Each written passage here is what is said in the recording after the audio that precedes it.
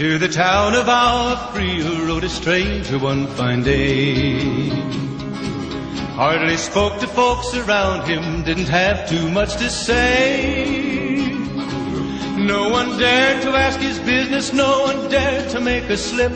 The stranger there among them had a big iron on his hip, big iron on his hip. It was early in the morning when he rode into the town. He came riding from the south side, slowly looking all around. He's an outlaw, loose and running, came the whisper from each lip, and he's here to do some business with a big iron on his hip, big iron on his hip.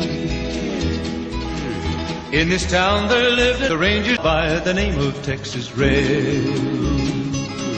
Many men had tried to take him, and that man was Texas Red. He was vicious and a killer, though a youth of 24, and the notches on his pistol numbered 1 in 19 more, 1 in 19 more. Now the stranger started talking, made it plain to folks around. Was an Arizona ranger, wouldn't be too long in town. He came here to take the ranger back alive or maybe dead, and he said it didn't matter, he was after Texas Red, after Texas Red.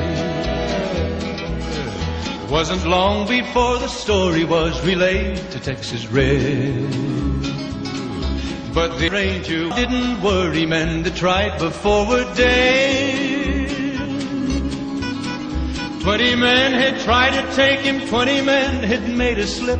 21 would be the ranger with the big iron on his hip, big iron on his hip. The morning passed so quickly, it was time for them to meet.